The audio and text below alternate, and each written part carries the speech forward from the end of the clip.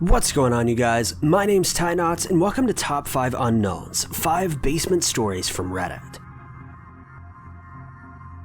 Number 5. When I was about 15, I got really sick with bronchitis for about 2 weeks. One snowy morning during that time period, I was home alone with my younger brother. I was laying on the living room couch with him sitting on the floor next to me watching TV. We started to hear some strange sounds from the basement, but I shrugged it off, figuring it was probably the furnace or pipes. This house was built in the 1800s, but the sounds grew louder and I was beginning to get sufficiently creeped out. I wasn't saying anything to my brother though because I didn't want to alarm him, just in case it actually was just the house settling and I was just being totally stupid. I should explain the setup of my house just a little bit. There was a hallway off the living room that contained the bathroom and basement door. From where we were sitting in the living room, I could see the basement door clearly, and in the basement there was a door that led to the backyard, but it was pretty difficult to open. So I was sitting and watching the door because I was purely paranoid at this point. And all of a sudden, I heard and saw the doorknob move ever so slightly. I jumped up and told my brother to grab the landline so he could call our mom. She told us to put a chair in front of the basement door and call the cops immediately. I did just that and they were on their way. The doorknob moved a few more times along with some strange tapping and knocking. It's safe to say we were scared out of our minds. We then sat quietly and watched the door the entire time. When the cops finally arrived, they discovered that there were big footprints in the snow going down our driveway and into the backyard. They then looked around but found absolutely nothing. There wasn't even anything missing or out of place. So to the creep in the basement when I was 15, let's not meet again. Number 4. In the 1980s, my aunt used to volunteer at a prison teaching inmates how to read.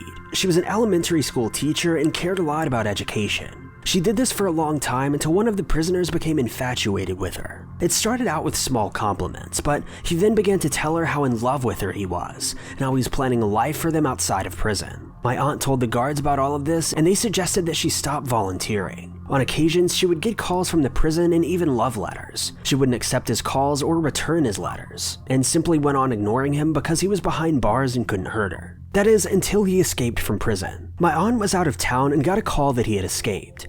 She called the local police immediately and asked them to check her house with her when she returned home. My aunt lives alone in a ranch-style house, so the police surveyed the outside, the basement, and the main floor and found nothing. Her home security system was intact as well, but she had a friend stay over that night just to make sure everything seemed okay. Well, at around 1 a.m., they began to hear scratching noises and called the police. They thought the noises were coming from the mother's empty room or even the basement. The police searched the outside of the house, the bedroom, and the basement, but found nothing. Around 2:30, they heard the scratching again and also the sound of footsteps. The police then came back and decided to check the attic, which is more like a crawl space that my aunt used for storage. They then found the prisoner crouched behind a box with a screwdriver, a hacksaw, and 2 blades from a pair of hedge cutters. He had gotten into the house by slitting a window screen that gave him access to the attic. He's now been sent back to prison until the day that he dies. Number 3. This happened about 7 years ago, but I never got over it.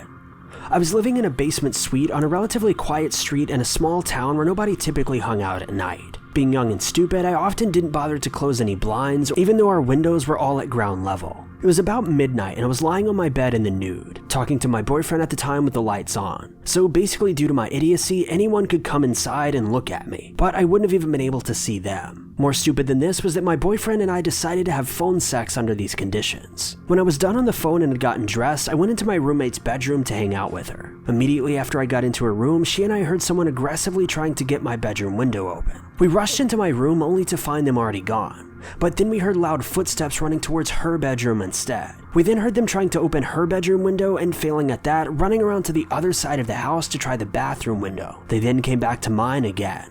Next, we heard the trespasser running past our basement suite and up the stairs to the back of the house that led to an upstairs suite. They then tried the balcony door, and at that point we called police. By the time they got there, the person was gone and luckily has never come back, but it definitely made me think twice about being so reckless. Just knowing that somebody lurked outside my window, watching me in the aforementioned situation, then tried to frantically get into the house knowing that we were both home, it still horrifies me to this day.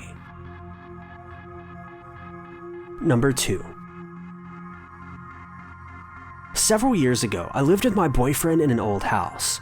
It'd been an unusually long and cold winter, and when spring finally arrived and everything started to thaw out, we discovered that the pipe leading to an outdoor faucet must have frozen and cracked during the winter, as it was now leaking quite badly. Well, one afternoon I came home from work just as my boyfriend was leaving to go to his job. He told me that he'd called a plumber and that the plumber should be there within the next hour or so. He then left.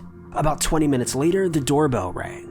There was a large man at the front door with a beat-up truck in the driveway. He looked a bit dirty, but I didn't think too much about it, as I thought he was a plumber, and this late in the day, I assumed he probably did a lot of dirty work. He then said, "Hi, I was looking at your outside faucet and wondered if I could get down into your basement and have a look at it from down there." I then told him sure and led him down to the basement. He then went over to look at the pipe, and I said, "I'll just go ahead and turn the water off." He then said, "Don't bother, I'm not going to fix it." I responded with, "Excuse me?"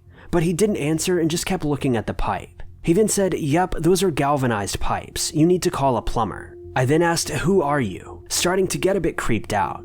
He then laughed and said, "Oh, I'm not a plumber. I just like looking at things." He then turned to me and flashed a big smile and said, "You're very pretty." At this point, I was seriously weirded out, so I told this guy that he needed to leave. We both moved toward the steps, and when we got there, he flashed his wide grin again and made a sweeping gesture as in, "I insist you go first." Now, there was no way that I'm going to turn my back on this guy, so I said, "No, you first." He then shrugged and walked up the stairs with me following. We then got to the front door and he stopped and turned, giving me that big grin again, repeating, "You're very pretty." All I said was go, and he just stood there, staring at me with that stupid grin. I then responded with, "Go or I'm calling the cops." He then shrugged again and left without another word. About 10 minutes after that, the real plumber showed up. But before I let him in the house, I said, "This is going to sound strange, but can you show me some proof that you're actually a plumber?" He then gave me his business card and I relaxed and told him my story. He seemed just as creeped out as I was, and I never saw that man again. But I'm now much more careful about who I invite into my house. Number 1. There was this old guy that would go into my friend's job and pretend to be a massage therapist. He had fake cards made up and would give them to my friend who was 16. He kept trying to get him into his car and to go back to his house for a massage. The guy was very creepy and used a fake name like Bob Kohler. One night, a bunch of my friends and I were hanging out and I suggested we prank call this guy. I then get him on the phone and making a baby voice, I told him that I was 7 years old and that I found his name on a bathroom wall. He was instantly interested but used creepy phrases like, "How do I know you're legit?" and "What do you want me to do to you?" I suggested I leave my house and meet him at a park nearby my house. We then piled into the car and drove past the park, and sure enough, the guy was sitting in his car across the street waiting for a little boy. After an hour or so, he finally left and we followed him back to his house. It looked like something straight out of a nightmare. The neighborhood was nice, but his house was covered in trees so thick that you couldn't even see the front door. We then did a reverse search on his address to get his real name. Turns out he was a confirmed child molester. We then called the police, but they said that they couldn't do anything because he didn't actually touch anybody. We then leave it be for about 5 years when we drive by his house one night. At this point, it's all boarded up and most of the trees had been cut down. We then asked a jogger who was passing by about the man who lived there, and he said that he was a creep and a child molester and passed away alone.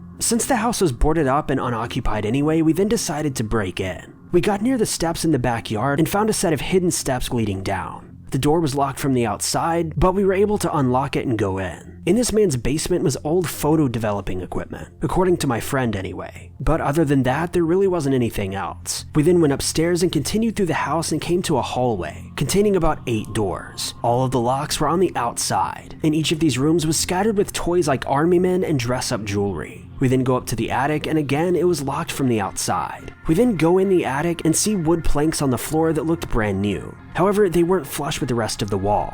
We then reach under the boards and start pulling out toys and children's clothes and animal bones. At this point, we felt like we were going to puke, so we left and never went back. Even 10 years later, that house still haunts me.